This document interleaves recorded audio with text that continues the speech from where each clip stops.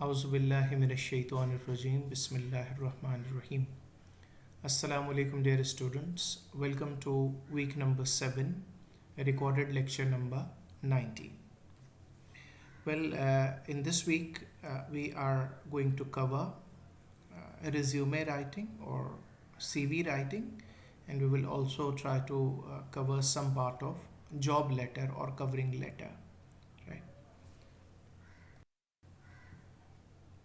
now, let's begin with resume style, and usually there are two styles. One is chronological resume, and the second one is functional resume. So let us first begin with uh, the chronological resume. The chronological resume is the most popular resume format.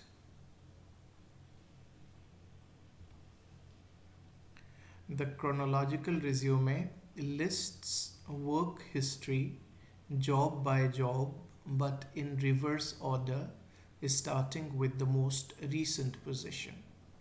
For example, if I talk about my own personal resume, and if I want to write my own resume, and I decide to keep chronological resume or chronological style, then while talking about my job experience, I shall start with my experience at NAD. Say, uh, you know, at NAD currently I'm serving as assistant professor 2014 to present, right?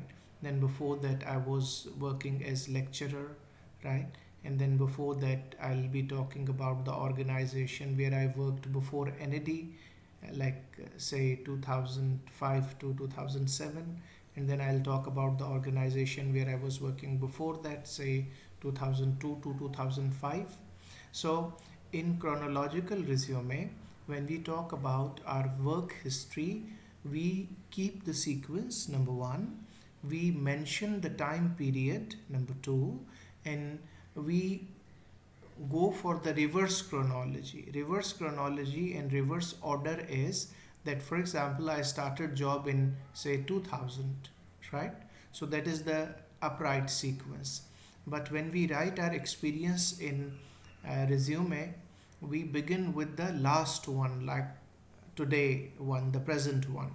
So that's why we say in chronological resume, job history is written in a sequence, and that sequence is in reverse order, like beginning with the most recent one and then going back to the first one.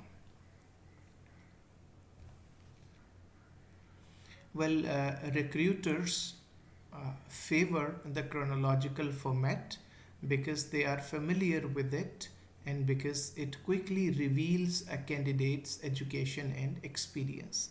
Same would be the case with education. For example, in my own resume, I'll start with my PhD, then my MPhil, then my MA, then my bachelor's, then my intermediate, then my SSC, right? In Pakistan, usually we mention SSC or metric onwards, right? Because that is the first board exam.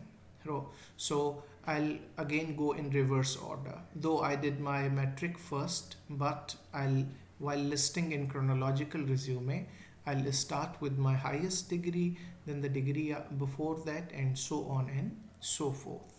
So actually, because it is helpful for recruiters, because years are very clearly mentioned, so they can very easily detect if there is any gap in anyone's education or in anyone's experience. So that being the reason that most of the recruiters prefer chronological resume. The chronological style works well for candidates who have experience in their field of employment and for those who show steady career growth, like people with experience and continuous career growth, like your promotion and moving upward Those candidates who have these positivities and they also have experience, then chronological resume is recommended for them. Whereas this chronological resume is less helpful for people who have changed jobs frequently, because if you change job after every 6 months or 1 year, then that will very quickly be visible that you have frequently been changing jobs, or who have gaps in their employment records, like somebody worked for a year and then was out of job for 6 months, and then again worked for 6 months and was out of job for 1 year. So these gaps are very quickly detectable in chronological resume. So those people who have these gaps or these weaknesses, they should not use chronological style. Well, for college students and others who lack extensive experience, the functional resume format may be preferable. Even for you, because you will be fresh graduate, so for you, functional resume format will be preferable. We will discuss that format also in today's. Well, now moving towards functional resume style.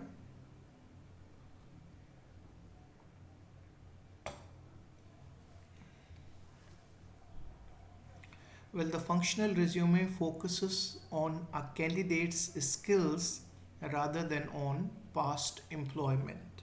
As we just discussed in the previous slide, that if you do not have enough experience, then it's recommended you should go for functional resume style, because in functional resume style more focuses on skills.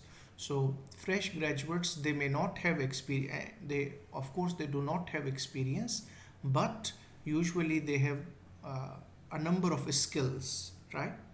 In many cases they are not aware of their own skills, so it's highly recommended that you think of your own skills, your technical skills, your communication skills, your leadership skills, your management skills, right? And your other skills that are needed for at workplace. So like a chronological resume, a functional resume begins with the candidate's name, contact information, job objective, and education. Please see these are common with both chronological and uh, functional resume. So your name, we will discuss it in further detail. We will also see some examples where we will be discussing sample resumes. Your name, your contact information, job objective, and education. Well, job objective, everyone does not recommend that job objective should be given, but many of them say yes. The functional resume groups skills and accomplishments in special categories such as supervisory and management skills or retailing and marketing experience, right? So because focus in functional resume is on skills, so these accomplishments can be covered under multiple headings, such as you can discuss your supervisory and management skills, your retailing and marketing experience, as I have already said, your technical skills, your computer skills, your communication skills, your leadership skills, so on and so forth.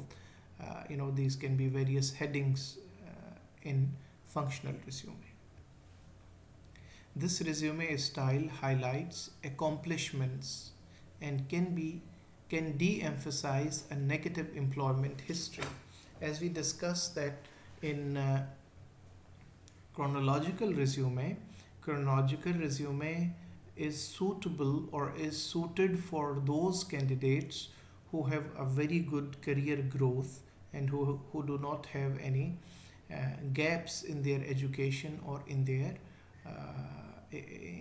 their work experience. But there can be some people who had to leave job because of some some reasons, there can be personal or there may be some other reasons, right? So in those cases, functional resume is recommended.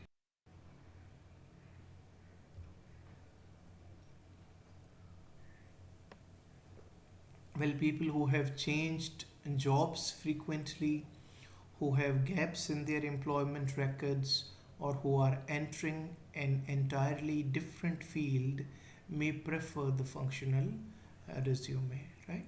Like, for example, somebody was in engineering and now switches towards management, right? Even in that case, functional resume is recommended because the person's previous experience is not directly in that field. However, that can be linked.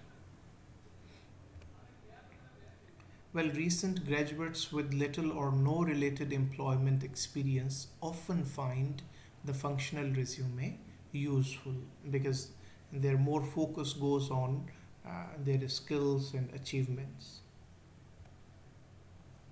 Well, older job seekers who want to downplay a long job history, right?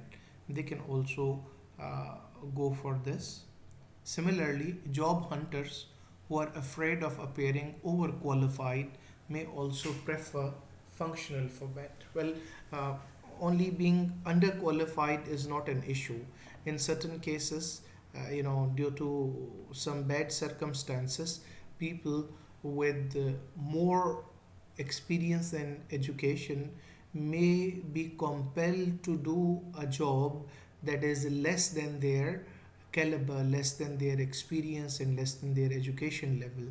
So, in that case, being overqualified can sometimes also be harmful. So, those who are overqualified and because of any reasons they have to apply for the jobs, that are less than their level, then they can also take help from this functional format.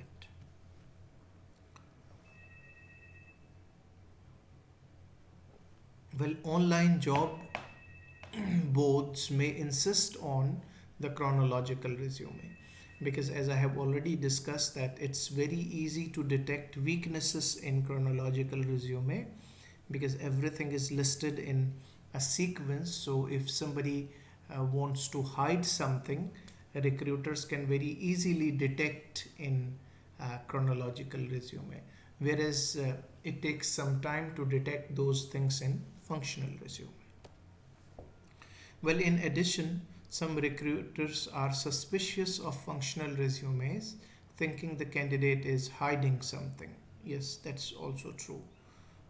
Well, being advantages being on one side, these are also harsh realities that sometimes the recruiters, they also know that if somebody has gone for functional reasons, there can be some negativity that the candidate wants to hide from the recruiters. So that is also a point because of course recruiters are also familiar with this all, or in fact they know much more than we do, as because we cover just as a topic and they actually practically are interviewing people maybe every week. Well, organizing information into effective resume categories, right?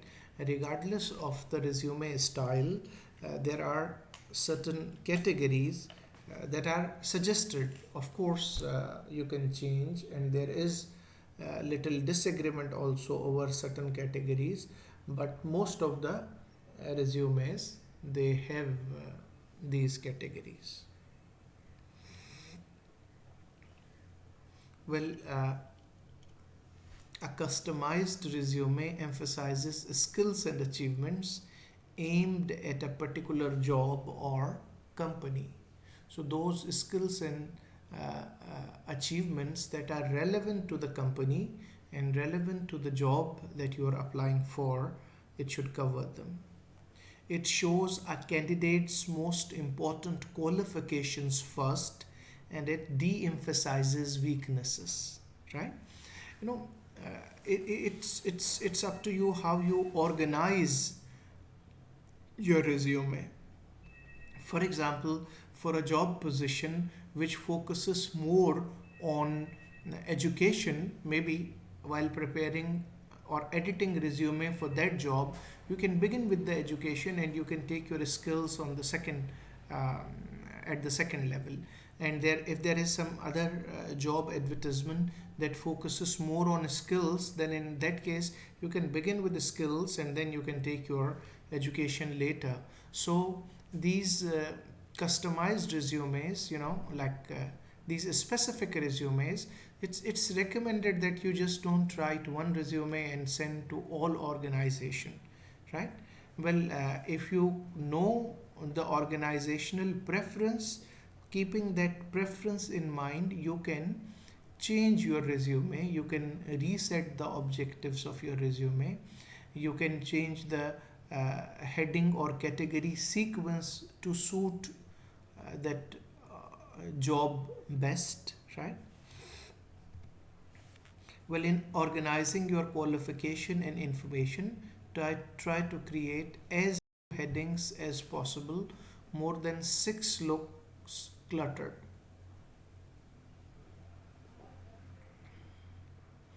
Well, a resume maybe with a dozen of headings, and even those headings that are not significant and that are not relevant in that particular job, they are not recommended, right?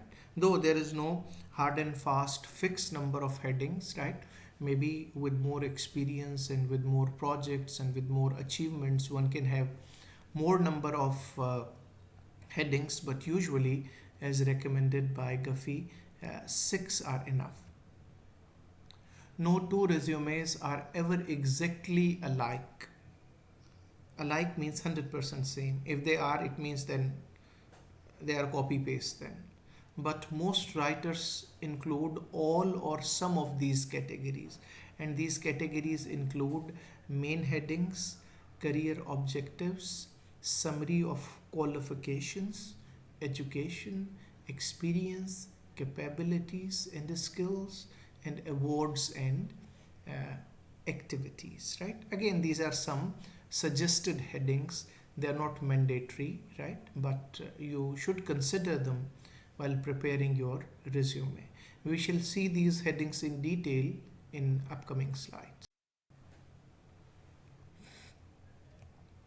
Well, let's talk about the first one. That's the main heading, right? And main heading remains the same both in case of functional and uh, chronological resume.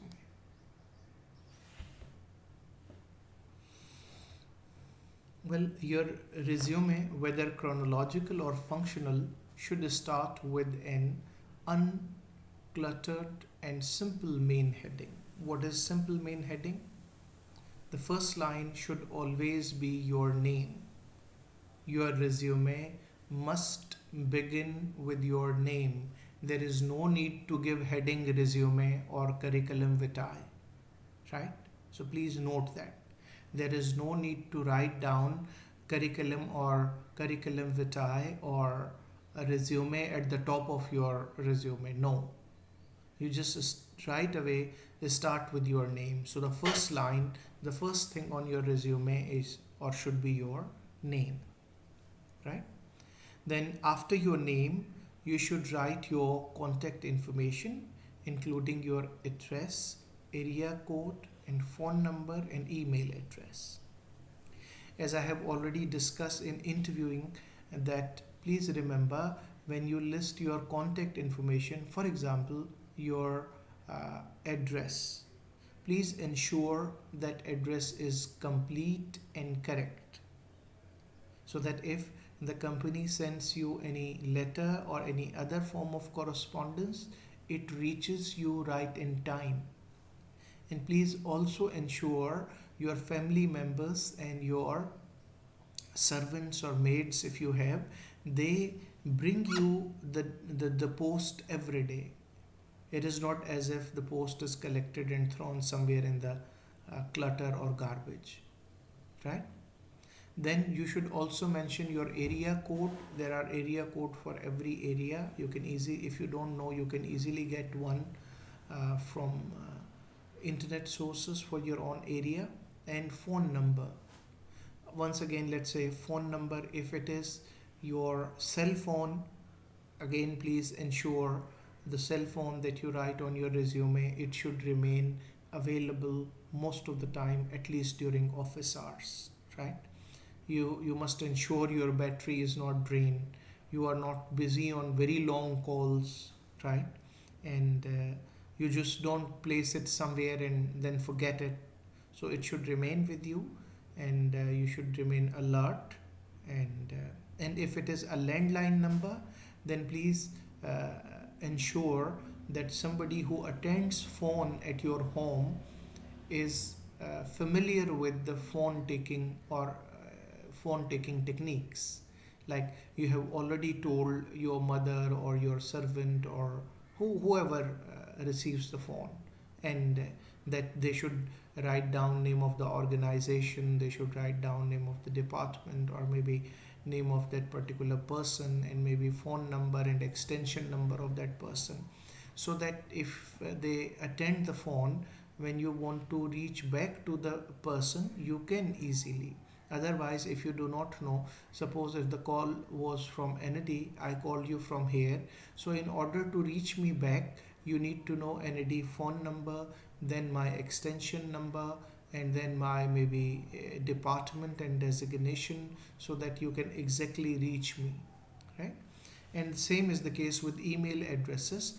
Whatever the email addresses you write in your resume, please ensure you check them at least once every day, preferably twice, in the morning and in the evening, but at least once you check them every morning, you check them, right?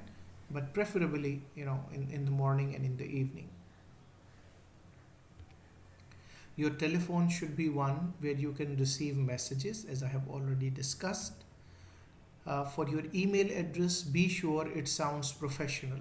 There is, nothing unprofessional in your email address. For example, something like chulbul at yahoo.com, or something that informal and casual.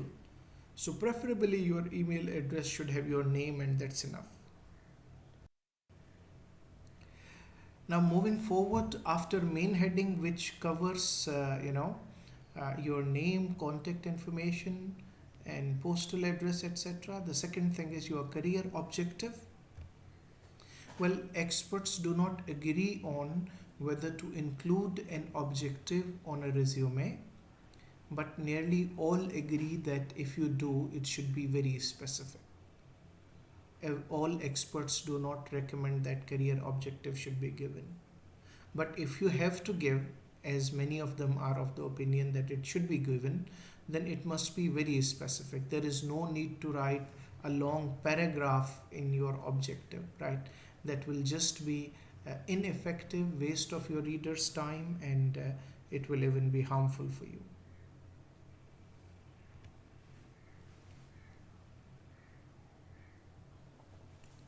Well, a well written objective that is customized for the job opening makes sense, especially for new grades with fresh training and relevant skills. So, it's highly recommended to change objective according to the job requirement or job description, and you can change it for every new job, right? Please just don't write one objective and let it go for all jobs. And if it doesn't make sense, it is not relevant to the job, then instead of being effective, it can have negative effect on your employment process and steps. Well, strive to include strategic keywords from the job listing, because these will help tracking system select your resume. Well, if that resume is being sent through some system or some software, like sometimes they may ask you to add your information in an online software, or if that is an online resume, or if you have a LinkedIn resume, then your objective should be such that when employers are searching for the keywords, so that your resume comes to the first few resumes where it increases its chances of being selected. Well, focus on what you can contribute to the organization, not on what the organization can do for you. So instead of say, I want to get experience, this is what you are expecting from your from the organization. Whereas the objective should be what you can offer to the organization. For example, with my sharpened management and leadership skills, I would like to serve, for example, Paragon with so on and so forth. As we shall see some examples of objectives here, and we shall see some objective examples in sample resumes as well. But please, the focus of objective should be what you can do for the organization. Like this is example of poor objective: to obtain a position with a well established organization that will lead to a lasting relationship in the field of marketing. Sounds vague and self-serving, like you are getting benefit out of that organization, but how are you benefiting the organization? That is not clear. If we see this improved objective, it says to obtain a position that capitalizes my recent training in business writing and marketing to boost customer contacts and expand brand penetration using my social media expertise, right? You can name those specific skills, and you can include nouns and to catch attention, and you can do that all.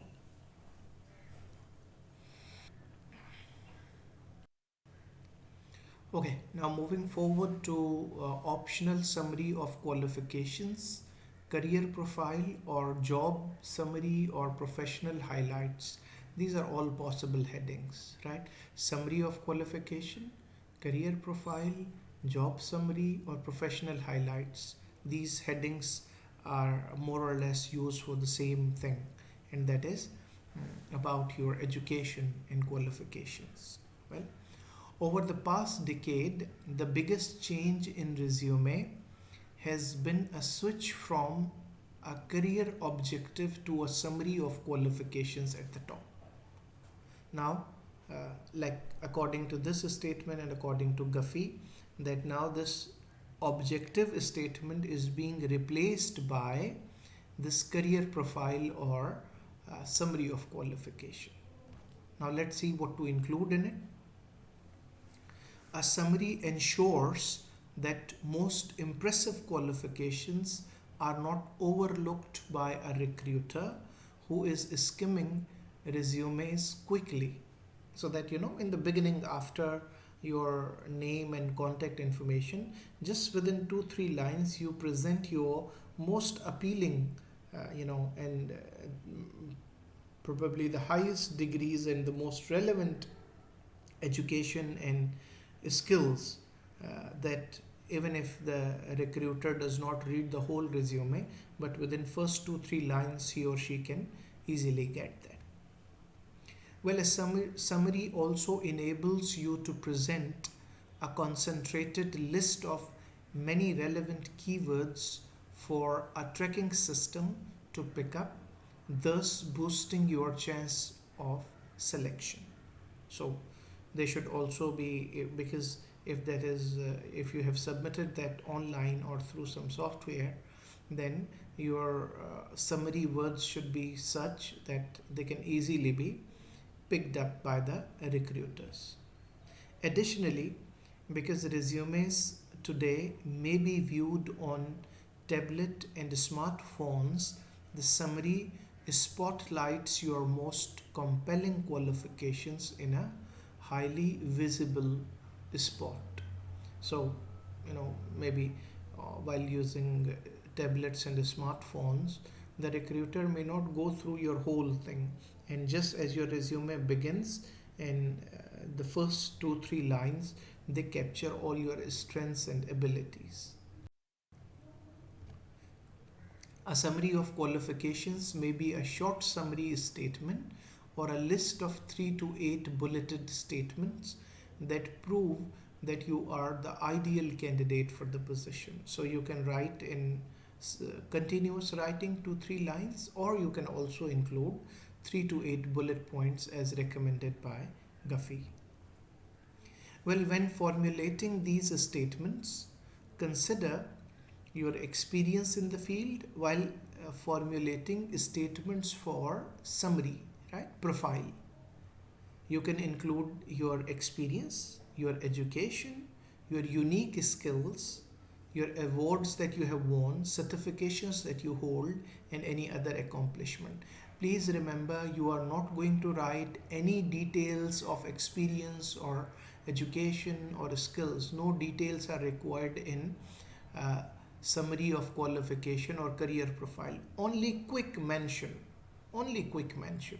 We shall see how to go ahead, because we will be giving the details of this all in remaining part of the resume. Like in education part, we'll be discussing whole thing about education, right? Now strive to quantify your achievements wherever possible, right?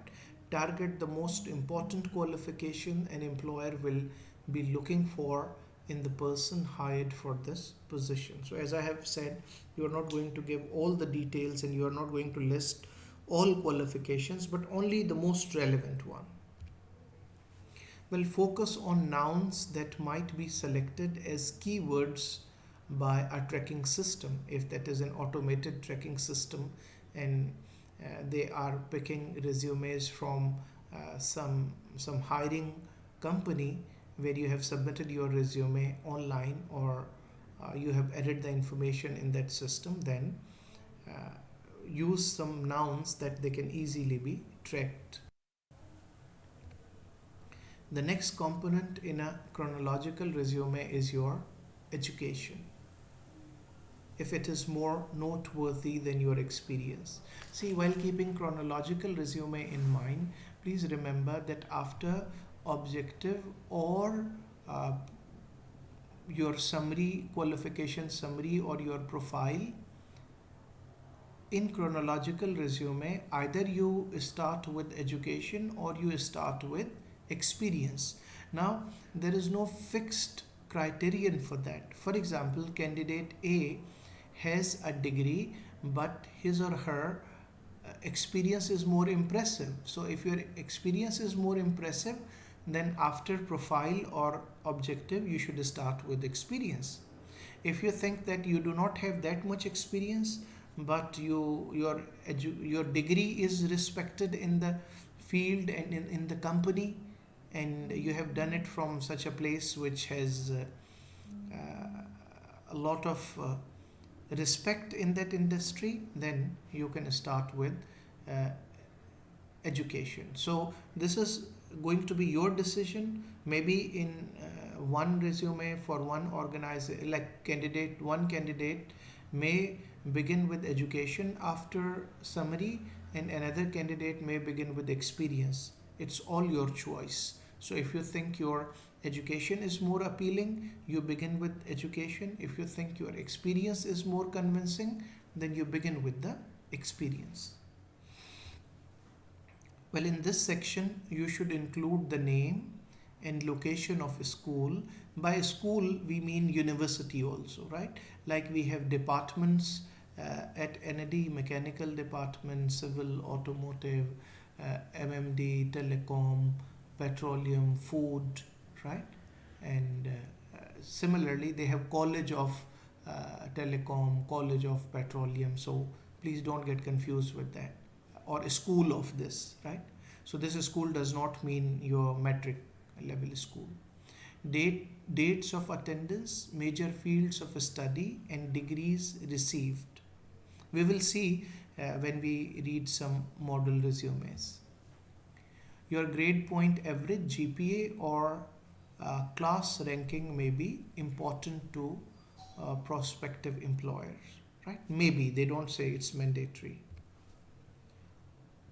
One way to enhance your GPA is to calculate it in your major courses only. For example, 3.6 at the scale in the scale of on the scale of 4 in major. Now, for example, if your overall GPA is less than 3, suppose, God forbid, less than 3, and now you think that okay, that will have a bad impression on the employer or recruiter, then what you do, you can include your GPA only from major subject. Like if you are petroleum engineer, then you can include subjects from petroleum engineering subjects, but then you should mention, as it has been mentioned here, 3.6 on the scale of 4 in major, so you should mention in major, then it won't be ethically wrong. Now let's begin with resume style, and usually there are two styles. One is chronological resume, and the second one is functional resume.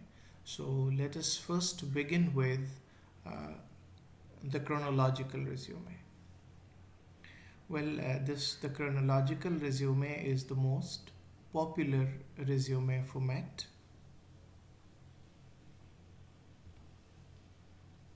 The chronological resume lists work history job by job, but in reverse order, starting with the most recent position. For example, if I talk about my own personal resume, and if I want to write my own resume, and I decide to keep chronological resume or chronological style, then while talking about my job experience, I shall start with my experience at NAD. Say, you know, at NAD currently I'm serving as assistant professor 2014 to present, right? Then before that I was working as lecturer, right? And then before that I'll be talking about the organization where I worked before NAD, say to now work experience or employment history. So list your most relevant employment first, as I have already discussed. Time gaps in employment history are questioned in interview, covered already. For each position, show the following. Like when you write your experience, name of your employer, city and state. Like for example, NAD University of Engineering and Technology, Karachi, and I can in our case I can mention Sindh, right? Date of employment, for example, July 2007 to present, right? Most important job title, like I have mentioned, my uh, current job title, teaching job title, that is assistant professor, right? But if I'm willing to apply for some management job somewhere else, then I'll use my job title. I have another additional charge for director CMPP. So if I'm targeting a management position, then I'll focus my this title there, right? Then significant duties, activities, accomplishment and promotions. For example, like I can mention, teaching at postgraduate level, undergraduate level, supervising research, uh, assessment. These can be some key or significant duties. Well, statements describing your work experience should include many nouns relevant to the job you seek. To appeal the human readers, your statement should also include action verbs. Like these are some of the action verbs under each category that you should consider. So thank you very much. Inshallah, we will continue it in our next recorded lecture. Thank you.